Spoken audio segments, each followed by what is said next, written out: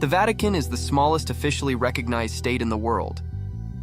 It's even more astonishing that it holds so many secrets and mysteries. Secret archives, judicial documents related to the renowned scientist Galileo, and even evidence suggesting that Jesus might be a fabrication. In this video, I will tell you about these and other intriguing artifacts. Enjoy watching.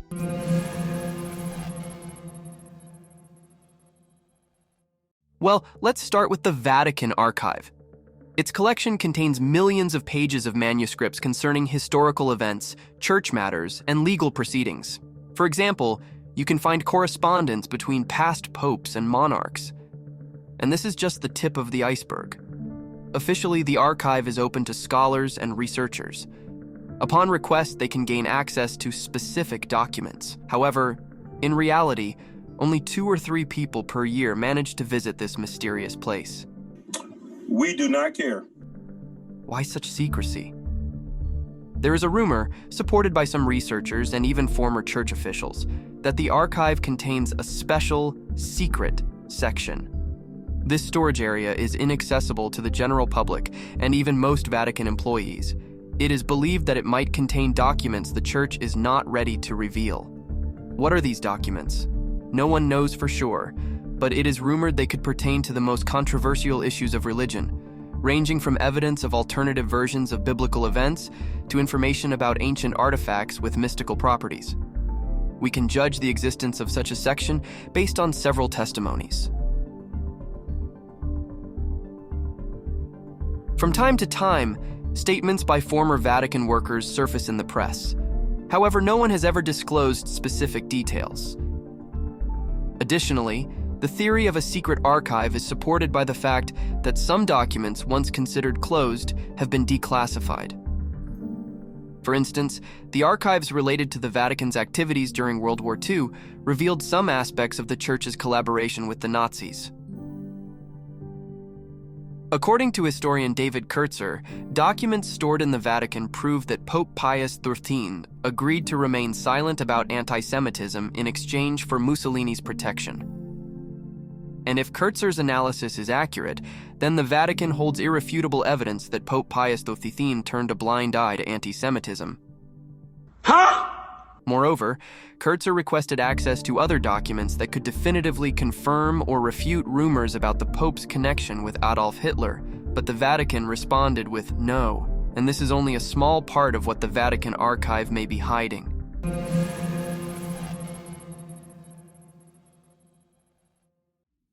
One of the most intriguing and debated topics is the theory that the Holy See possesses a complete and more detailed history of Jesus Christ's life.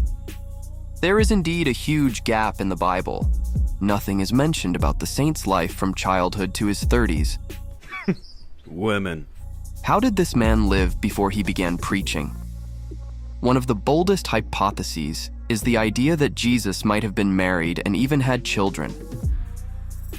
This idea was first proposed by American writer and journalist Dan Brown, author of the famous books The Da Vinci Code and Inferno. If this information truly exists and were to be revealed, it could radically change the entire structure of the Catholic Church. After all, if Jesus did leave descendants, their existence would threaten the position of the Pope, because who would have more right to spiritual leadership than the direct heir of the saint? This idea has been discussed for a long time in theological circles. Could the Vatican indeed know much more about Christ's life than it is willing to share with the world? In any case, the questions remain. Why are any details regarding Jesus' lost years so carefully guarded? And if his descendants do exist, what happened to their lineage? Could they be living among us, unaware of their heritage? Perhaps you, my viewer, are one of those descendants of God. It's only a game. The mystery of this story may be so great that revealing it could completely overturn our understanding of Christianity and change the world order.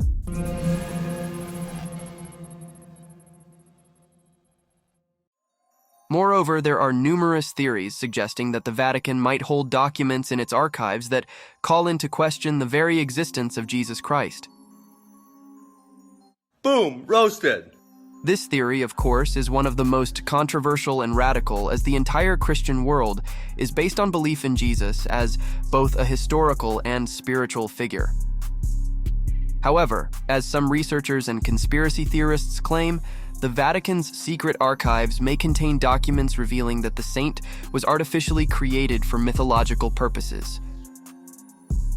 One such theory is based on the fact that outside of the Bible, there are very few historical references to Jesus' life.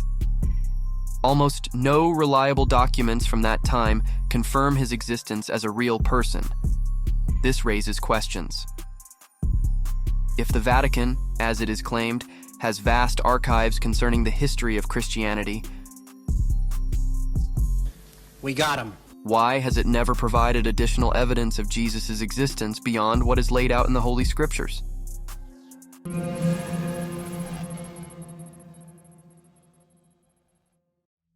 In 1917, shepherd children from the Portuguese town of Fatima claimed to have witnessed 3 prophetic visions of the Virgin Mary. The first depicted the horrors of hell, the second warned of the rise of communist Russia, whose influence, it was said, would bring suffering and chaos to the world. How? The Virgin warned that if her calls were not heeded, the world would face wars, famine, and persecution, and that Russia's errors would spread across the planet. These prophecies were first made public in 1941 in a document called the Third Memoir, after approval by the bishop.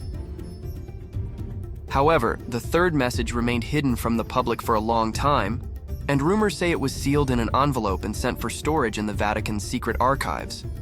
Then, in 1965, Pope Paul VI first reviewed this mysterious text, but categorically refused to publish it. 16 years later, after an assassination attempt on his life, Pope John Paul II saw the event as a sign and immediately went to the archive to read the secret message. However, like his predecessor, he decided to keep its contents secret.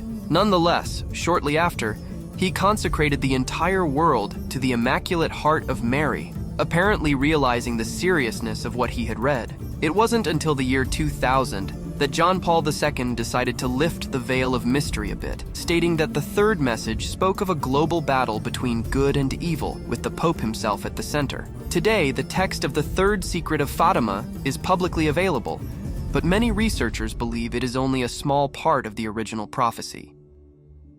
In 2010, Pope Benedict XVI stated that the real essence of the message remains unrevealed, and that the full version, stored in the Vatican archives, might be significantly different from what has been officially presented. What? These hints have sparked numerous theories. Some researchers believe the real text contains much more troubling prophecies about the future of the Church and the world. Others speculate that the Vatican is deliberately hiding information that could change the worldview of millions of believers.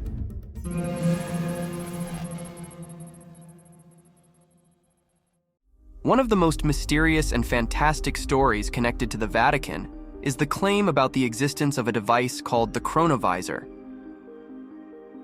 I don't like where this is going. This was first mentioned by the Italian Benedictine monk Father Pellegrino Ernetti, who claimed that the Church kept this device in strict secrecy. According to him, the chronovisor was a kind of time machine that not only allowed one to see past events, but also to hear and observe them as if in real time. Father Ernetti said that he was part of a team of scientists working on the creation of this miraculous device in the 1950s. According to him, the team included notable experts of the time, including Nobel Prize winner Enrico Fermi and the legendary rocket engineer Wernher von Braun. The device was allegedly able to tune into specific frequencies of electromagnetic radiation and acoustic waves left by past events and recreate them. Ernetti claimed that with the help of the chronovisor, he and his team could witness scenes from the past, such as Roman Senate meetings, or even the crucifixion of Jesus Christ. However, after the existence of the device became known to the public, the Vatican categorically refused to acknowledge it. Nevertheless, Father Ernetti maintained until the end of his life that the chronovisor was real and that the Church was deliberately hiding it, fearing that its use could destroy many established religious and historical concepts. You're broke! Interestingly, the Vatican issued an official warning forbidding the use of any devices capable of manipulating time. This only fueled more rumors that the chronovisor indeed existed and that its use was banned to preserve public order.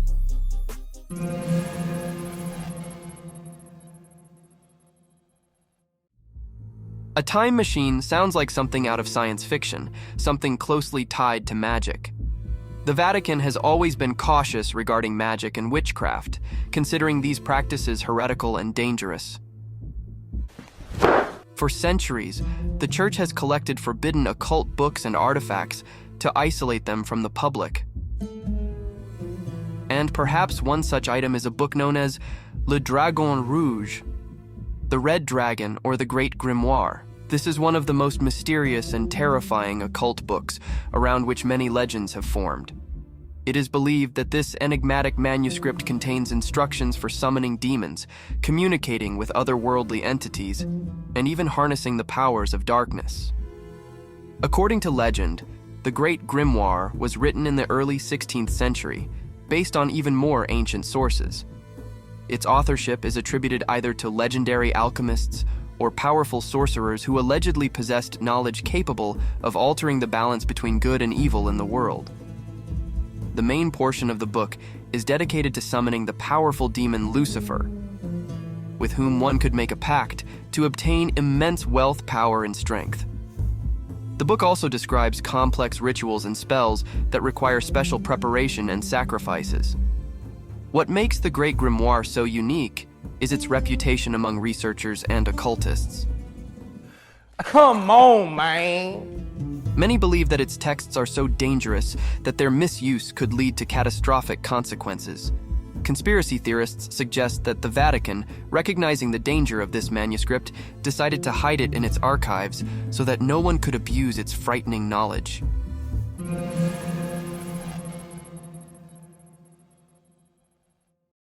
The Vatican is not only the spiritual center of the Catholic world, but also a treasure trove of priceless artifacts. Its museums, palaces, and temples are filled with the greatest works of art created by masters of global renown. Michelangelo, Raphael, Bernini. Their works can be found in every corner of this tiny state. However, this is only the visible part of the wealth. What is he doing? He's beginning to believe. Rumors suggest that the most valuable relics of the Vatican are hidden from public view deep within its secret vaults. One of these legendary relics is the Ark of the Covenant, a sacred object that, according to the Bible, contains the tablets with the 10 Commandments given to Moses.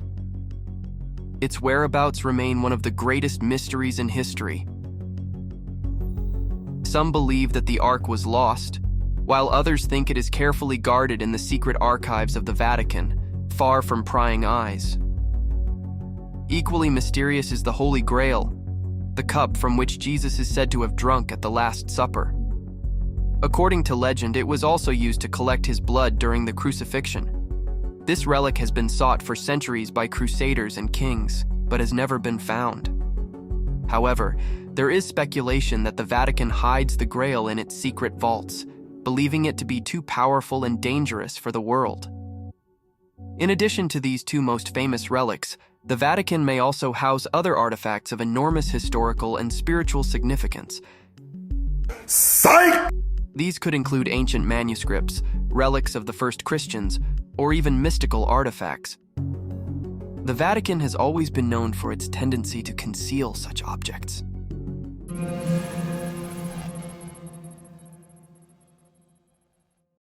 Have you ever heard about the trial of Galileo? It's one of the most famous and controversial chapters in the relationship between science and the Church. In 1633, the Catholic Church condemned the great scientist for his claim that the Earth revolves around the sun. We don't do that here. Despite the fact that many of his contemporaries, including astronomers and scientists, supported this view, the Church outright refused to accept the heliocentric model of the universe proposed by Galileo. The Church's doctrine at the time insisted that the Earth remain the center of creation. During the famous trial, Galileo was forced to recant his scientific beliefs under the threat of severe punishment. Vatican documents related to this case confirm that Galileo was compelled to renounce his statements, after which he was sentenced to house arrest, which lasted until the end of his life. These documents are stored in the Vatican archives and represent one of the most striking examples of the conflict between science and religion at that time. Galileo's name was cleared only centuries later. Officially, the Catholic Church admitted its mistake in 1992, when Pope John Paul II publicly apologized for the Church's actions against the scientist. However, the historical documents related to this case are still preserved in the Vatican archives and remain a vivid testament to how science clashed with religious dogma. The trial of Galileo has become a symbol of how progressive ideas can be suppressed out of fear of change and serves as a reminder of the importance of respecting truth, even when it contradicts established views. These are far from all the mysteries and secrets of the Vatican, but they are certainly among the most well-known and widespread. What do you think? Is it true that the Church is hiding something? Personally, I'd like to believe that a time machine exists. Then I would go back to 2009 and buy a few Bitcoins. But there's another way to get rich. We're looking for new people to join our team: creative producers, script writers, editors, and voice actors. Leave an application in our Telegram bot, and we'll be sure to get in touch with you. Thanks for watching.